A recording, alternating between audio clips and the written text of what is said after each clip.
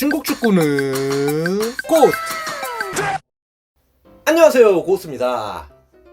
5년 계약으로 장기적인 관점에서 리태 감독 체제로 쭉 간다는 뜻밖의 의지를 보인 중국 측 협의였는데요.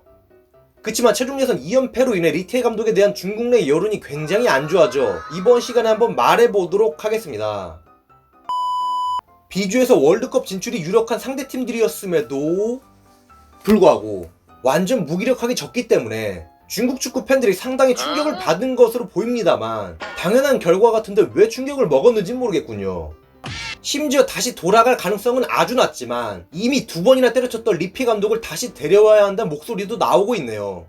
그 정도로 리티 감독이 경질될 경우 선임할 만한 감독이 마땅치 않죠. 아무튼 일본전 패배 이후 리티 감독은 경기 내용에 만족하며 중국 선수 모두 필사적으로 싸웠으나 실력 차가 있었다. 한 달 동안 부족한 부분을 보완하겠다 라는 말을 했고, 뒤이어 중국 대표팀 사령탑은 중국인이 맡아야 한다. 우리는 더 좋아질 것이며 중국인이 이 자리에서 가장 잘할 수 있다고 믿는다 라고 말해 중국 축구 팬들로부터 오지게 까이고 있습니다. 2연패를 당해 족꼴찌가 된 최악의 상황, 이 타이밍에 갑자기 이런 소리를 한 건데요. 그렇다면 중국인이 중국 국대 감독을 맡았을 때 과연 어땠을까요? 최초로 월드컵에 진출했던 2002년 이후로 한정해서 보면 땜빵으로 투입된 감독 대행을 빼고 딱 2명의 중국인 감독이 있었죠. 중국을 아시안컵 준우승으로 이끌었던 아리의 한 감독이 2006년 독일 월드컵 최종 예선 진출에 실패하며 물러났고 주광호 감독이 지휘봉을 잡았는데요. 주광호 감독은 이미 월드컵 진출이 날아가 버렸기 때문에 중국 선수를 발굴하고 다음 월드컵으로 나서기 위해 조직력을 끌어올리려 했습니다. 중국 최초의 동아시안컵 우승을 차지하며 분위기가 상당히 좋았으나 2007년 아시안컵에서 27년 만에 조별리그 광탈을 계기로 사임했습니다. 또한 가오 홍보 감독 같은 경우에도 마찬가지로 월드컵 최종 예선 진출에 실패한 페트로비치 감독의 후임으로 지휘봉을 잡았는데요. 2010년 동아시안컵 한국전에서 공황증을 박살내며 우승을 차지했지만 또다시 아시안컵 조별리그 광탈에 그쳤고 카마초 감독에게 자리를 내주고 말았습니다.